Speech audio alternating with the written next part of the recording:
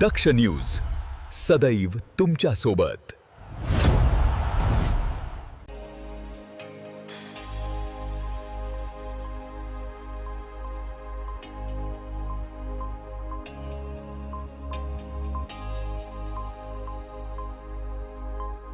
दिंडोरी नाशिक रोडवरील कादवा पेट्रोल पंपाजवळ चहाची टपरी चालविणाऱ्या 65 वर्षीय वृद्ध महिलेचे सोन्याचे डोरले चोरणाऱ्या 4 संशयितांना पोलीस निरीक्षक भगवान मथुरे यांच्या मार्गदर्शनाखाली अवघ्या काही तासात जेरबंद केले। त्यांच्याकडून गुन्ह्यात वापरलेली दुचाकी आणि मोबाईल जप्त करण्यात आलाय।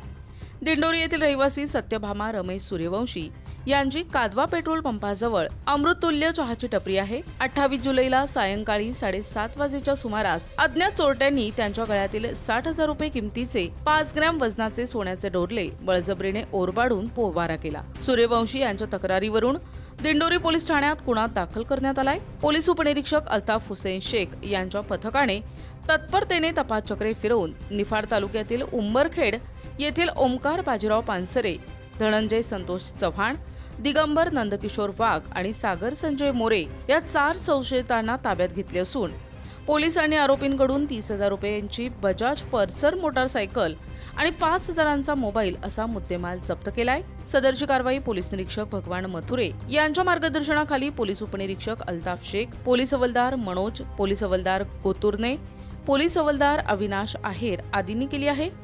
पुढील तपास दिंडोरी पोलीस करत आहेत। संतोष विधाते, दक्ष न्यूज, दिंडोरी।